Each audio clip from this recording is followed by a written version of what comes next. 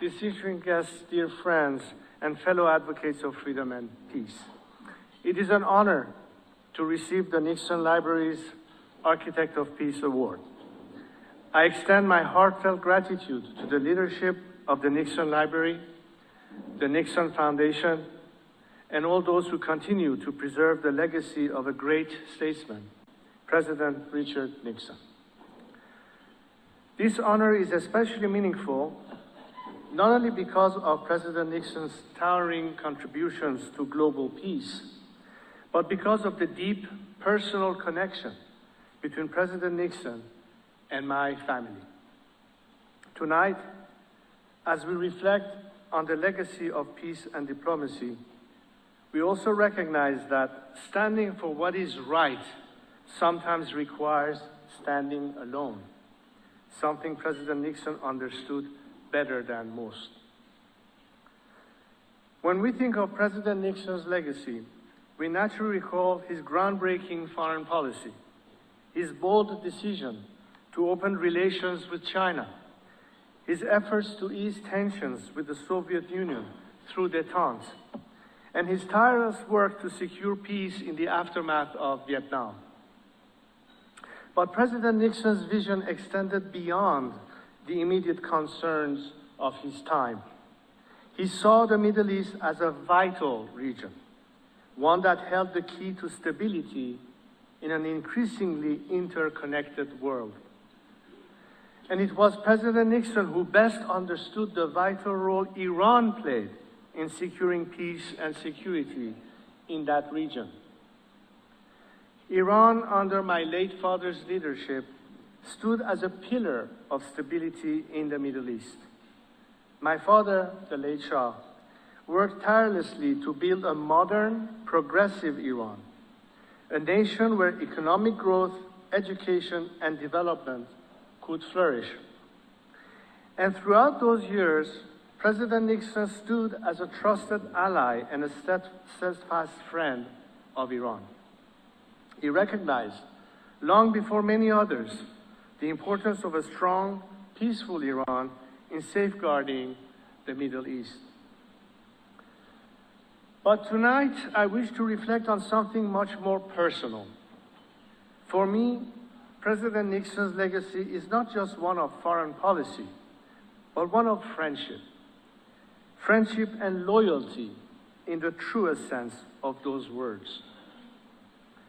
Many of you know the difficult history of my family. When my father was forced into exile, the world was quick to turn its back. Those who once relied on his leadership, vision, and even patronage found it easier to abandon him at his moment of need. Yet, amidst this desertion, one man remained.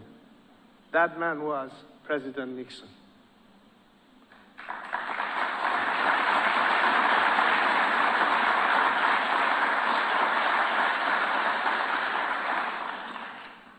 When my father passed away in 1980, President Nixon did not hesitate to travel to Egypt for his funeral. In doing so, he joined President Anwar Sadat as one and the only two world leaders of significant global stature to attend. Despite the shifting political winds, despite the ease with which so many others had turned away, President Nixon chose to stand by his friend, and in doing so, he stood by the people of Iran. It was not a decision based on political expediency. It was a decision rooted in integrity and conviction. President Nixon knew what so many others chose to forget, that true friendship is not about convenience, not performatively, but instinctively. He knew that standing on the right side of history meant doing so even when it is not popular. Today, as I reflect on those difficult years, while I feel immense personal affection and appreciation for Presidents Sadat and Nixon, I feel no bitterness toward those other world leaders who abandoned my father and my nation. Indeed, I do not think much about them at all. For me, the greatest recognition does not come from the actions of world leaders or political figures. It comes from the people of Iran themselves.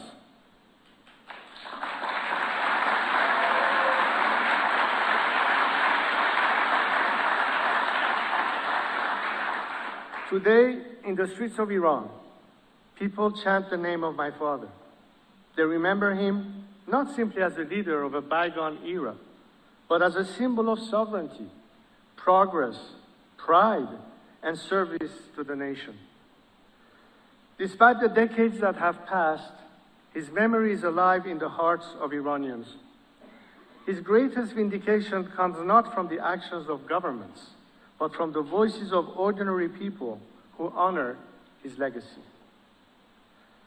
I spoke of President Nixon standing alone.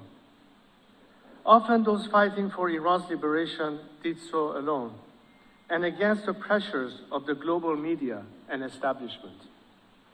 Even today, those pressures continue. But today things have changed, because those ordinary people who honor my father's name do so not just out of nostalgia. Those ordinary people, millions of them across my country, are extraordinarily brave. Because they are not just hoping for the better future my father believed they deserved. They are fighting for it.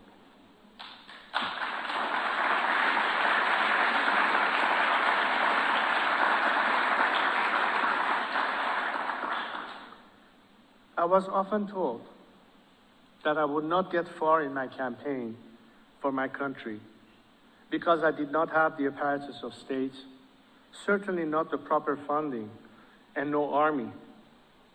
But now, I have such an army, my extraordinarily brave compatriots.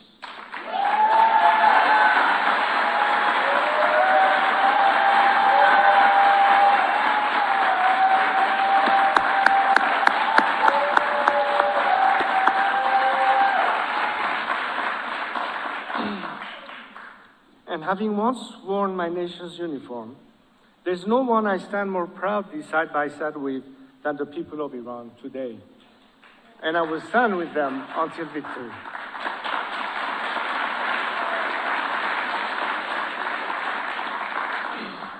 And so, as I accept this award tonight, I do so not just for myself.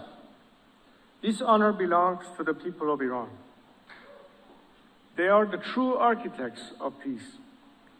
For decades, they have endured unimaginable suffering under a brutal regime that has sought to extinguish their hopes and dreams. Yet, despite everything, they continue to rise. They continue to fight for the realization of our great civilization. Their sacrifices are not too often ignored on the world stage. But tonight, through this recognition, the Nixon Library is shining a light on their courage and resilience.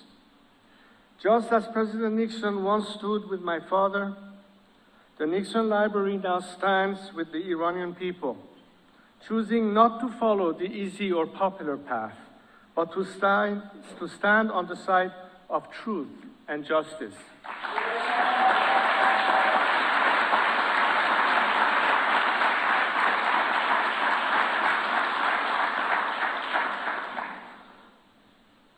For over 4 decades, the people of Iran have been engaged in a struggle for their most basic human rights.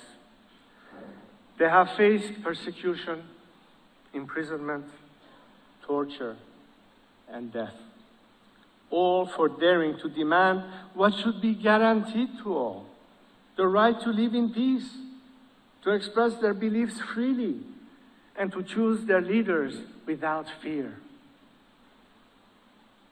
From the student movement of 1999 and the regime's deadly attack on the Tehran University students' dormitory, to the protests of 2009, where millions took to the streets in the name of freedom, to the freedom fighters of November 2019, to the brave youth of today who risk everything by defying the regime's oppressive laws, these are the true architects of peace. The struggle is not for power or for conquest. It is for the simple yet profound right to live in dignity. Yet we stand at a dangerous juncture. The winds of war are blowing across our region. But let us be clear, this is not the war of the Iranian people. This is the war of a dictator, Ali Khamenei, who thrives on division and conflict.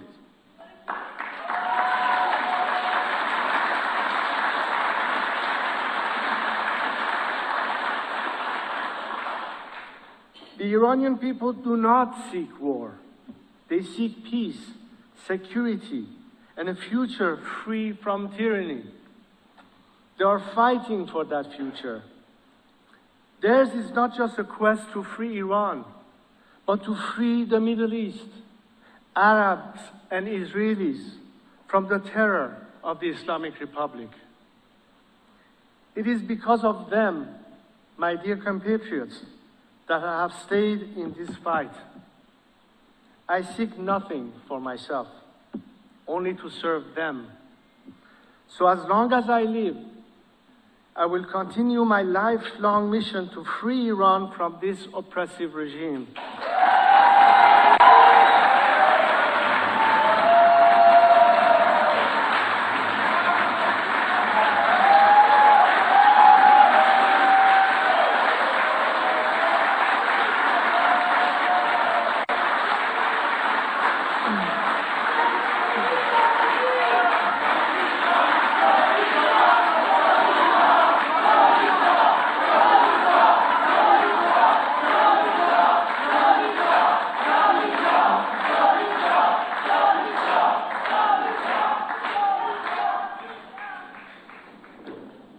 I will do everything in my power to ensure that the future of Iran is one of peace, democracy, and justice. We are on the cusp of change, and I remain committed to doing my duty to my country and my people. I will work tirelessly to oversee and ensure that Iran undergoes a peaceful and secure transition to a secular democracy, one where every citizen can be as an equal, free from any form of discrimination.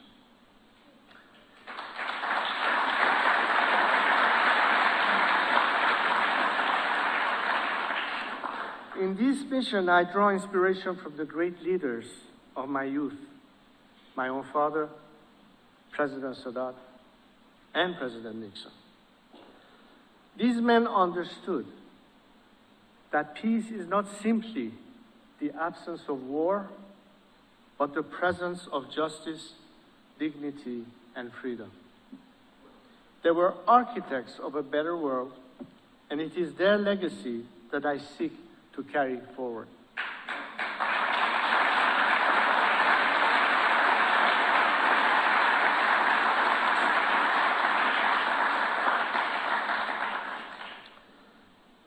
President Nixon's vision for a peaceful and secure Middle East remains as relevant today as it was during his presidency.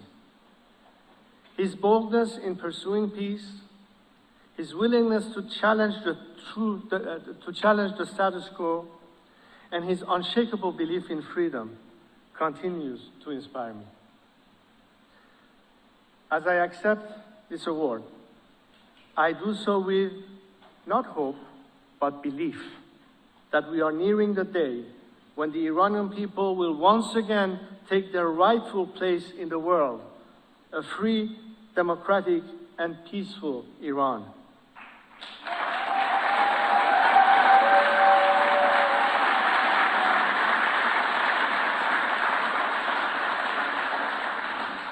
This is the future we seek. This is the future we will achieve. Thank you again for this profound honor.